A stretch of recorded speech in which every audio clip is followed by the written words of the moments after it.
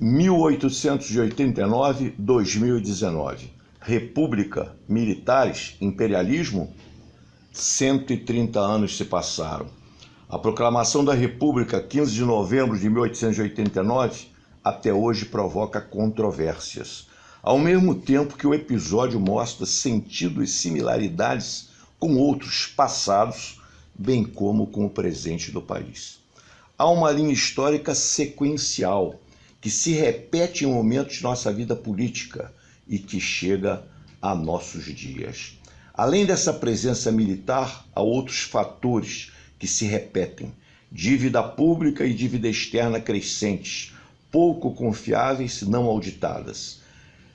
Influência e dependência de potências imperialistas, Inglaterra e Estados Unidos em especial, às quais aquelas dívidas estão relacionadas. Autoritarismo, impunidade, democratismo e não democracia, no sentido de uma democracia formal, aparente e não material substantiva. Corrupção histórica. E um estado de exceção, Agamben, informal e implícito, onipresente, que não é ditadura nem mesmo constitucional, travestindo-se de Estado democrático de direito, daí capaz de sutis manobras judiciais nada imparciais com essência política. Afirma-se uma república americanizada da espada, autoritária, pouco democrática, eivada de corrupção, com empréstimos vultosos dos impérios, então aqui em disputa, mais tarde compostos e aliados entre si, que logo cederá lugar às velhas oligarquias do café, por sua vez ligadas a interesses imperialistas americanos. Naquela república, liderança militar, vão aparecer imitações assintosas e sem sentido de práticas americanas. Macaquices, diriam os estrangeiros, caso de nomear-se o país Estados Unidos do Brasil, com bandeira que imitava a americana até nas listras. E mais ainda, na Baía de Guanabara, envolvida na política nacional, uma esquadra americana, dirigida pelo contra-almirante Burnham, pró-regime, a amedrontar com canhonaços frágeis barcos brasileiros, de militares discordantes da política republicana florianista. O Brasil não é só um baldio abandonado às experiências e avidezas dos aventureiros internacionais.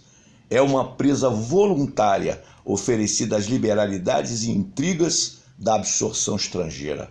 Operários brasileiros, se não renunciais à vossa terra, olhar enquanto seja tempo pela vossa pátria. Válido para os dias de hoje? Pois é, mas isso assinalava Rui Barbosa em 1910, há 109 anos atrás.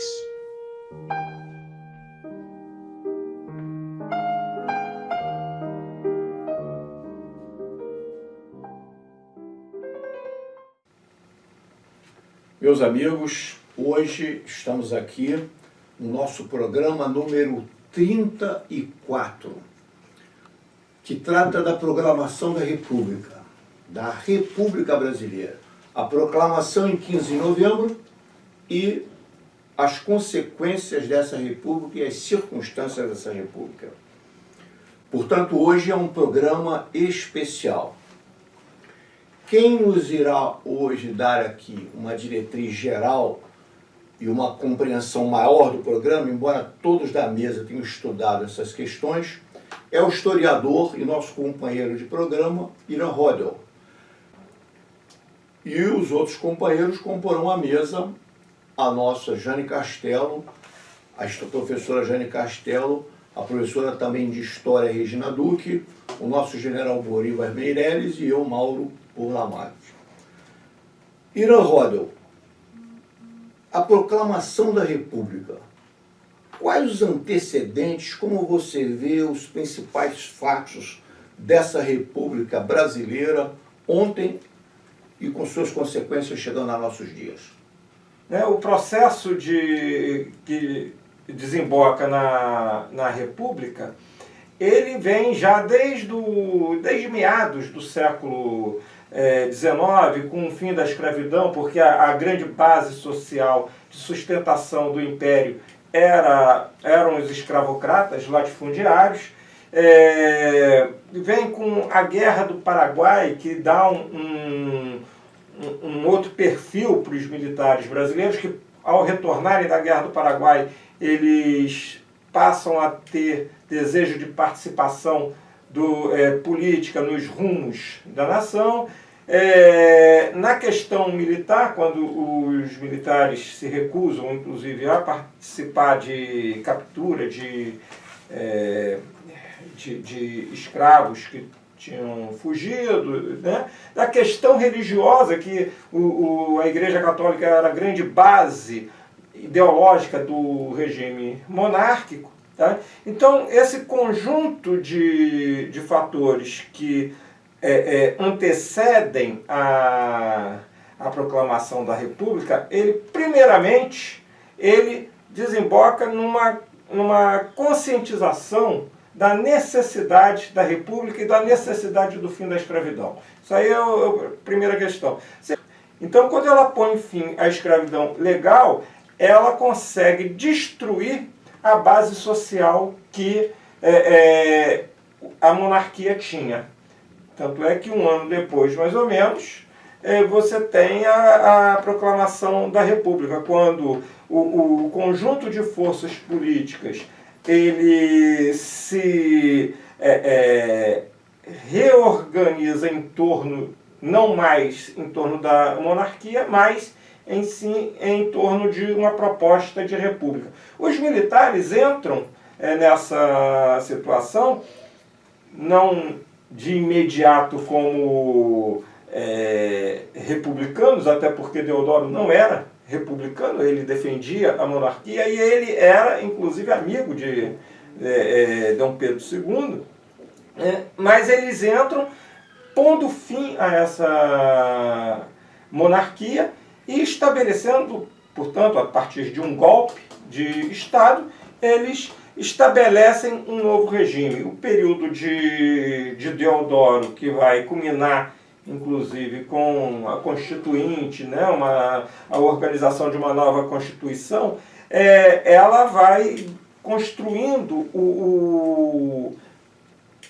a cara dessa república. E a cara dessa república, ela tem de início a participação efetiva dos militares e uma participação com ferro e fogo. Professora Regina Duque, o que a senhora nos colocaria como que impressionou a senhora na proclamação da República?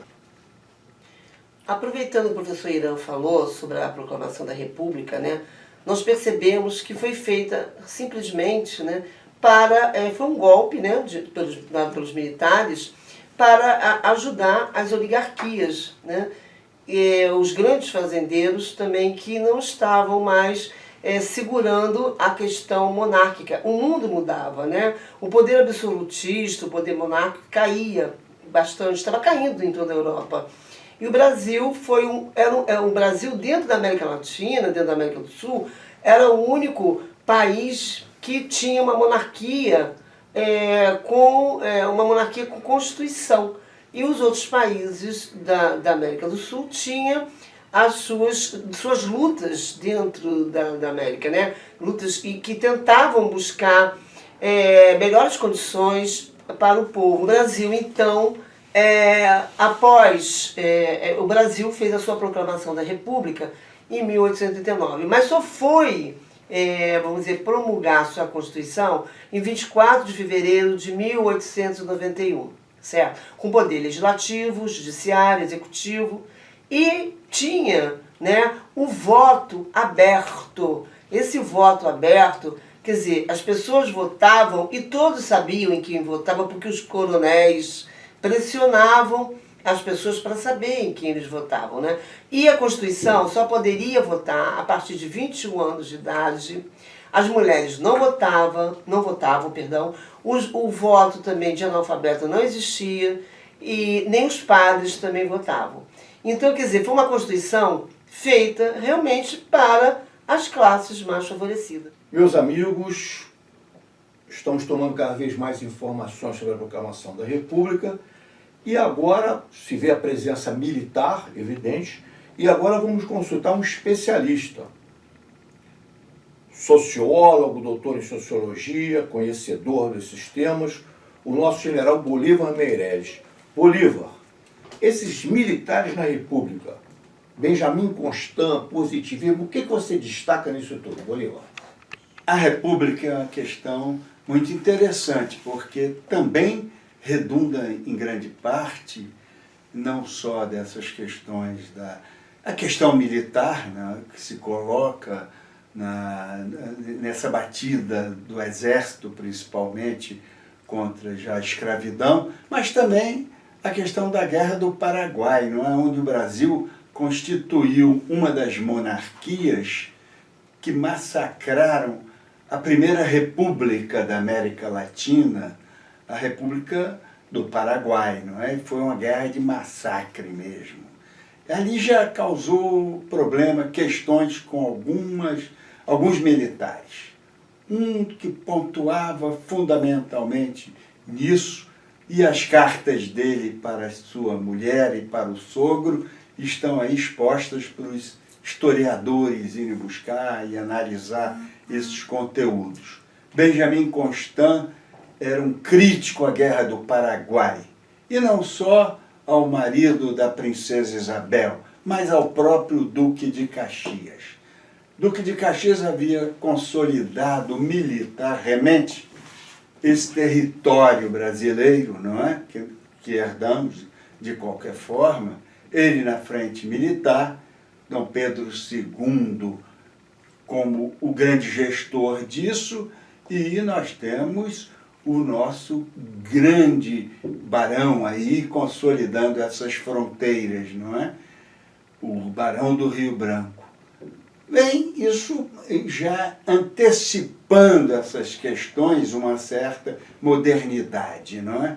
Porque o Duque de Caxias massacrou, em compensação, todos os levantes progressistas também que nós tivemos no Brasil, não é?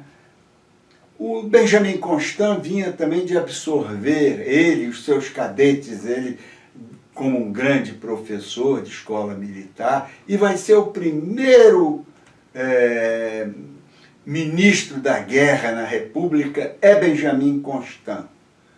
Ele influencia ideologicamente através ele já vendo a Revolução Francesa, já vendo essas questões todas que antecipava a questão dos Estados Unidos também, americana, ele já tinha uma visão consolidada. Era um intelectual.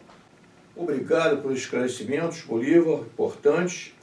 E eu vou perguntar à nossa professora Jane Castelo. Jane Castelo, algum aspecto da proclamação da República que seguiu, que impressionasse a você e que você acha importante destacar? Bom, eu vou falar sobre a situação financeira do país naquela época. Nesse período, as finanças nacionais já se encontravam em situação precária. Não havia recursos para fazer face aos compromissos assumidos, o que obrigava o país a recorrer a novos empréstimos que os credores estrangeiros não queriam conceder por não confiarem na República. Sendo assim, tanto as receitas das alfândegas como a da maior estrada de ferro do país eram empenhadas para garantir esses empréstimos. Portanto, a dívida externa brasileira não é de hoje. Vem de muito tempo e continuamos de pedir na mão. Jane, importante o que você colocou, que mostra que a dívida pública brasileira vem de longe. Porque nós estamos aí na República, mas já havia dívida com o Império Inglês na independência. E aí eu estava em bilhões de libras, já milhões de libras já aí, e era com os Rothschild, se eu não estou enganado, alguns dos banqueiros ingleses, entre outros. Então nós temos aí algumas características. Primeiro, a dívida pública brasileira, que já vinha do Império Inglês e que agora vai se multiplicar também através de empréstimos feitos pelo Império Americano, que crescia na época disputando a hegemonia com o Império Inglês. Em segundo lugar, nós vamos verificar essa presença militar sempre na República. Olhem hoje aí, o capitão aí, naquela época, generais, 1964, aquele conjunto de generais, antes disso, Dutra, 1930, a revolta militar. Então nós vamos verificar que a característica da nossa república, como colocaram alguns historiadores, entre outras, foi tornar-se a república da espada, a república militar. E aí nós vemos outra, o endividamento, a dívida pública você colocou, e toda uma dependência agora do Império Americano. Qual foi o primeiro nome da República Brasileira? Estados Unidos do Brasil. Era o nome. Não precisa nem dizer a influência. Depois disso nós tivemos Rui Barbosa como ministro da Fazenda, que implantou um caos no Rio de Janeiro, trazendo uma série de princípios, Bolsa de Valores, etc., de Nova York e dos Estados Unidos. E tínhamos aí uma série de adeptos americanos. Floriano Peixoto mesmo, em 1893, quando tentava se afirmar militarmente e era contestado por uma série de revoltas, utilizou, dentro da Baía de Guanabara, canhonaços de navios americanos contra a revolta da esquadra e tudo mais. Vemos também que já naquela época Floriano Peixoto levava um golpe dos americanos. Ele comprou dos Estados Unidos, para defender a República, uma chamada esquadra de papel, porque na verdade era uma esquadra falsa. Ele pagou um dinheirão por essa esquadra e era uma esquadra falsa que não correspondia à realidade. Marinheiros mal formados, canhões que não funcionavam, etc. Talvez seja o primeiro grande golpe que os Estados Unidos aplicaram no Brasil e justamente em cima dos militares brasileiros através de Floriano. Foi uma coisa ridicularizada até, era chamada a República do Papel. É preciso entender esse período da República. Nessa etapa o Brasil tinha 14 milhões de habitantes. Não havia quase indústrias, alguns poucos jornais, o analfabetismo enorme. Então era toda uma circunstância em que se precisa entender. Em 1914 ainda, só para definir o que acontecia, o conhecido historiador Alberto Torres e a Organização Nacional dizia, falando do Brasil de então, esse Estado não é uma nacionalidade. Este país não é uma sociedade. Esta gente não é um povo. Olha bem o que ele dizia. Nossos homens não são cidadãos, não são pessoas, não são valores. 20 anos na política de um país decidem a sua sorte, podendo anulá-lo, ou pelo menos submetê-lo definitivamente, se não ao domínio político estrangeiro, à posição subalterna de um simples logradouro comercial e industrial.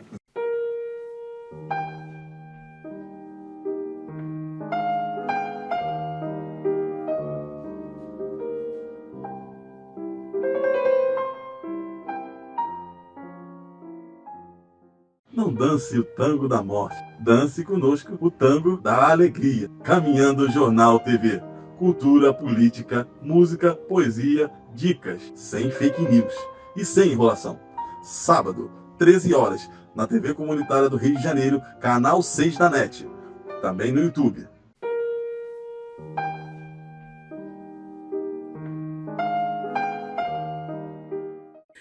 Não há muito se comemorar com a República, ou com a monarquia, ou com os reinados no Brasil, ou com os impérios, e 2 impérios, na verdade.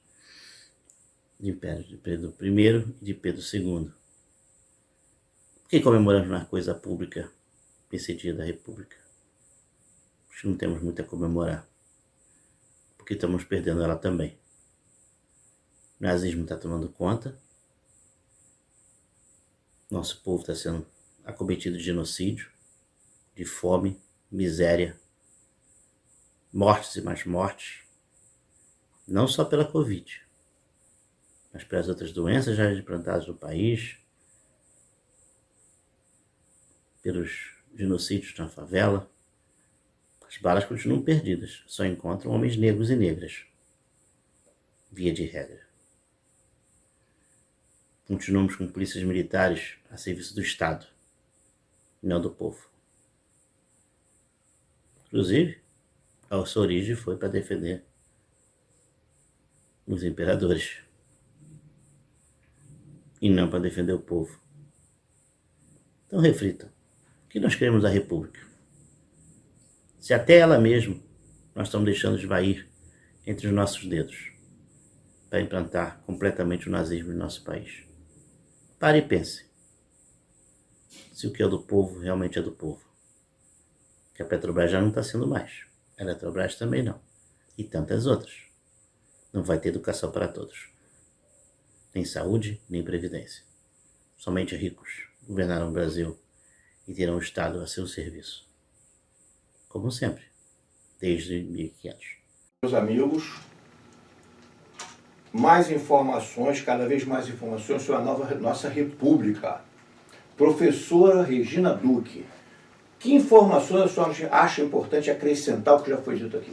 O Marechal Deodoro estava até doente já, né, nesse momento da República, e ele faz praticamente essa República por coisas que são feitas por debaixo dos panos, assim, mentiras e aconchavos. Inclusive, no último momento que ele assina o documento da República, é porque ele, é uma coisa tão engraçada, que ele tinha uma relação com uma moça no interior e ele deixou de namorar essa moça porque ela casou com outro. Aí falaram, olha, fulano tá querendo querendo entrar com você, querendo te prejudicar. Ah, eu tenho raiva dele, então assina a República.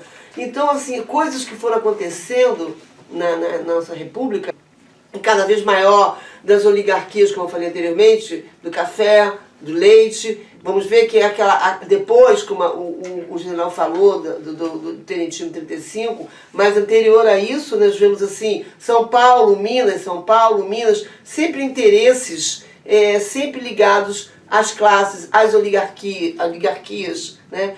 Essa é a nossa República, de uma maneira que a gente está podendo dizer e explicar aqui agora. Bolívar Meireles, após esse acréscimo importante, estamos cada vez mais vendo os traços gerais da nossa República. O que você acrescentaria ao que foi dito à mesa e ao que você antes colocou sobre os militares? Bem, eu acrescentaria uma figura importante da República que foi passada rapidamente, que foi a figura do Marechal Floriano Peixoto, que assume o poder do Deodoro. É indiscutível se poderia ou não ter assumido, mas o fato é que ele assumiu e tratou um pouco mesmo com mão de ferro. Não é? Ele era até chamado Marechal de Ferro, não é? Nominado Marechal de Ferro. Esse é um fato. Outro é a questão da colocação do serviço militar obrigatório, liderado pelo poeta Olavo Braz Martins, dos Guimarães Bilac. É uma crítica que se faz àqueles estancieiros, aquelas figuras da aristocracia rural, que não mandavam seus filhos para a guerra e mandavam escravos para a guerra. Então, nessa questão foi avançada a questão do serviço militar obrigatório. Um outro sentido interessante, viu? Porque é a carta que o Major Solon Ribeiro, sogro de Euclides da Cunha, não é? Vai levar o imperador com a ordem do imperador deixar o Brasil com sua família. E ele vai acompanhado do tenente, que era o avô do Fernando Henrique Cardoso, o tenente Joaquim Inácio Cardoso, vai com o Major Solon Ribeiro e entregam essa carta. E sai um poema, porque Pedro II era um pouco poeta também. E ele escreve em poucas linhas: serenamente aguardarei em meu jazigo a justiça de Deus na paz da história. Porque ele era brasileiro nato, inclusive, e levou um travesseirozinho com terras brasileiras em que ele queria ser enterrado com esse travesseiro. Depois eu acho que o corpo dele veio para o Brasil, etc. É só um aspecto. Porque o resto, os companheiros aqui de mesa já deram esse panorama maravilhoso.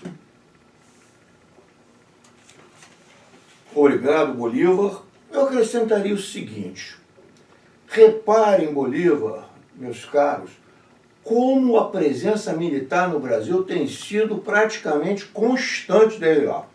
Vejam o caso do famoso golpe de 64 que chega aos nossos dias. Militares de todas as partes. Agora vejam aqueles que se opuseram às diferentes posições oficiais, vamos dizer, dos militares. Nós tivemos de um lado Eduardo Gomes, Lott, do outro lado.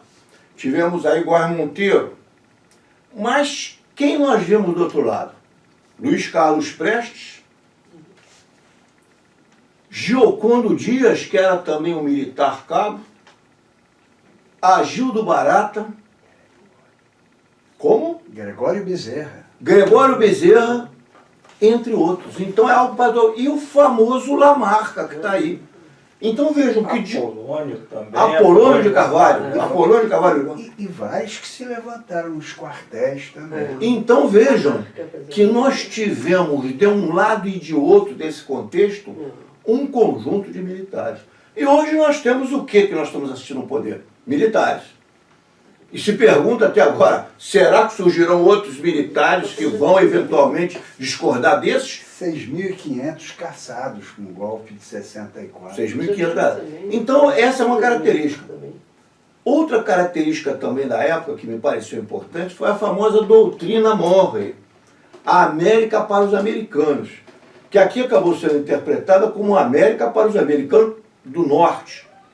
Porque, na verdade, eles utilizaram essa doutrina para servir uma série de interesses seus contra interesses de toda a América Latina. E é incrível isso porque, já na época, nós temos o famoso livro de Eduardo Prado, A Ilusão Americana, em que ele mostrava essas posições americanas ultra, vamos supor, nacionalistas, sem nenhuma colaboração internacional. E os militares brasileiros continuaram acreditando naquilo e sendo enganados. E eu pergunto, o que o nosso Bolsonaro, o nosso não, o Bolsonaro deles, até hoje faz?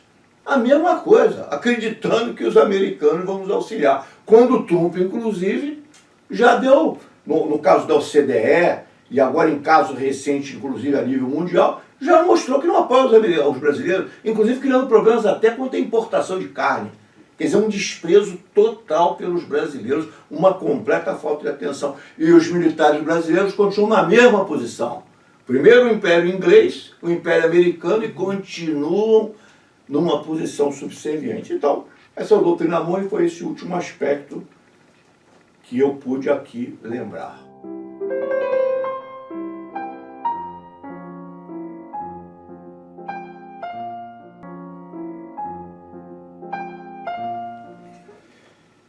Meus amigos, vamos agora à nossa dica das dicas.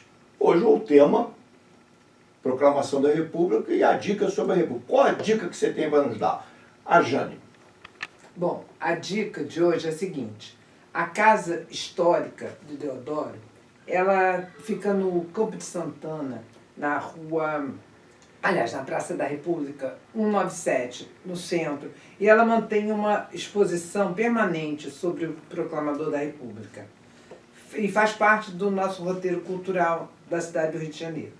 As visitas são de terça a sexta, das 10 às 16 horas, e a entrada é franca.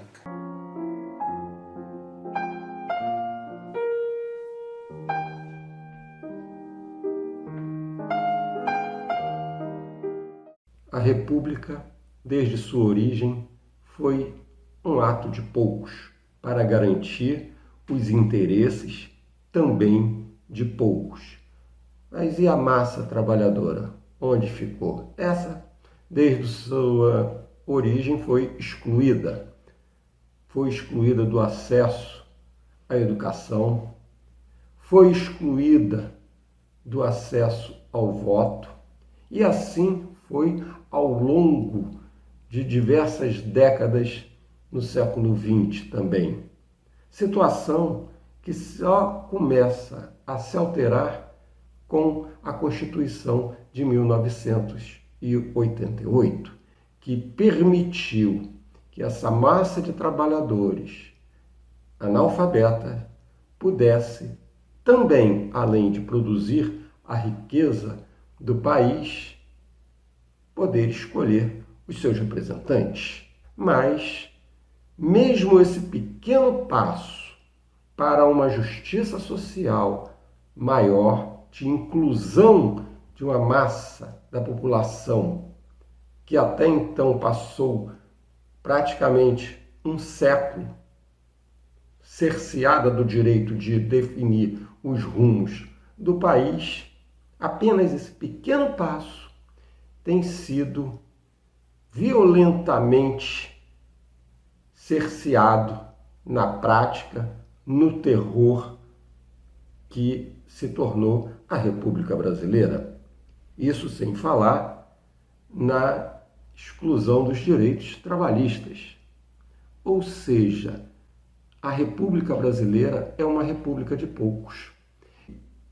Se tinha seus destinos definidos por golpes militares, mas é também uma república do grande capital financeiro, imperialista, que expolia as riquezas dessa nação, que expolia os direitos sociais desse povo trabalhador. Então, é uma república para poucos. Assim ela teve origem e assim permanece mais de um século depois. Não dance o tango da morte, dance conosco o tango da alegria. Caminhando Jornal TV, cultura, política, música, poesia, dicas, sem fake news e sem enrolação. Sábado, 13 horas, na TV Comunitária do Rio de Janeiro, canal 6 da NET. Também no YouTube.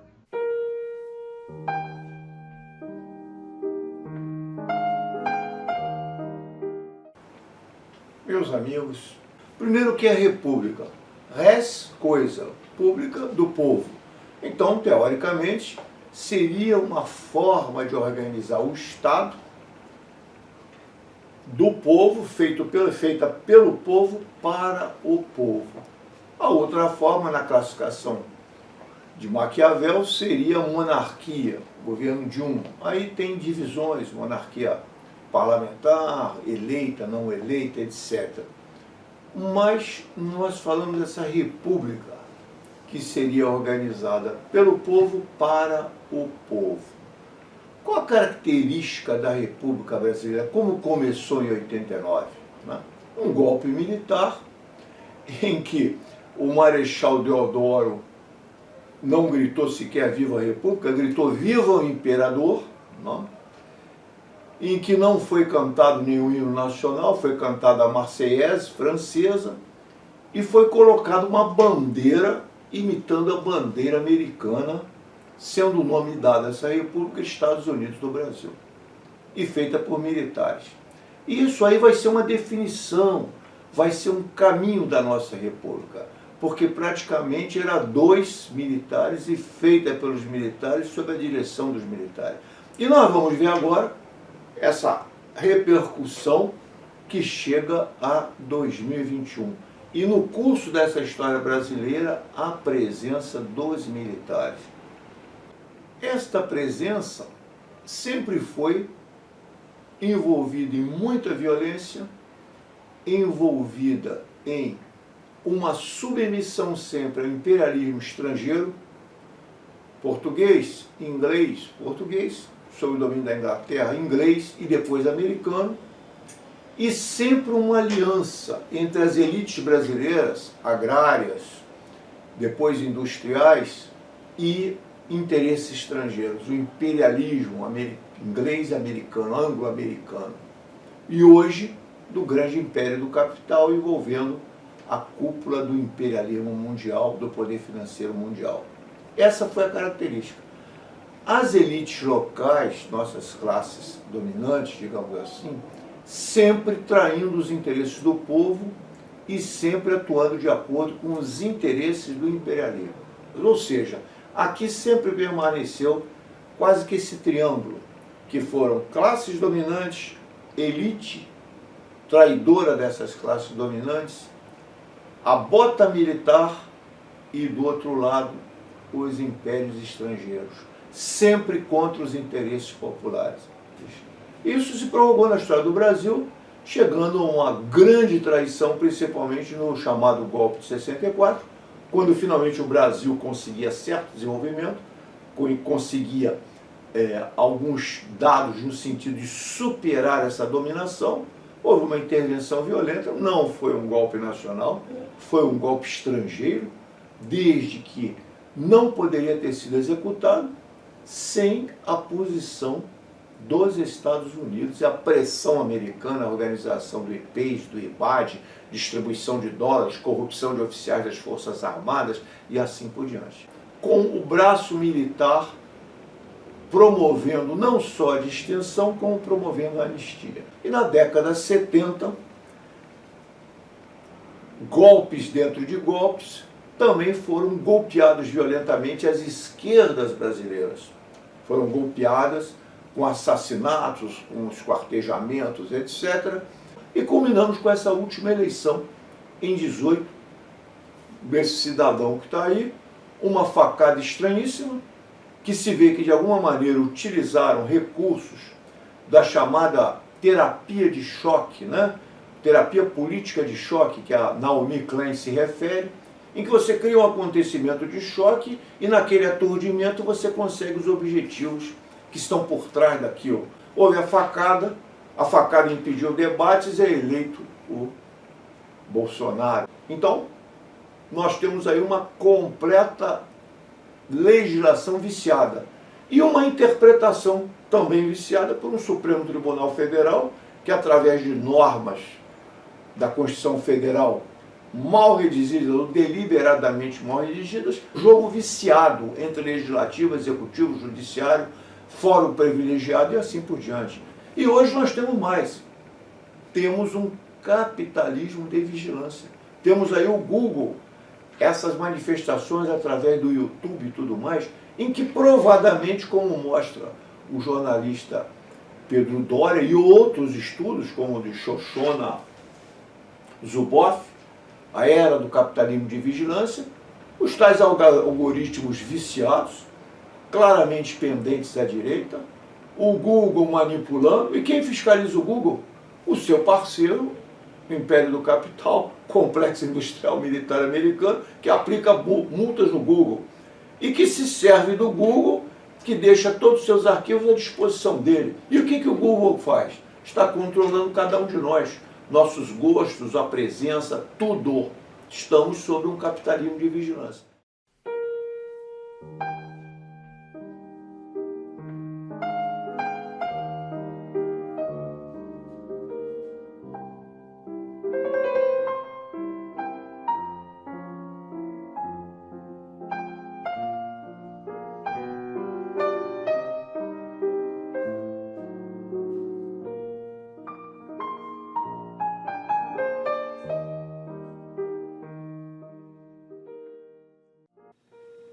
Quando a opressão aumenta, muitos se desencorajam, mas a coragem dele cresce.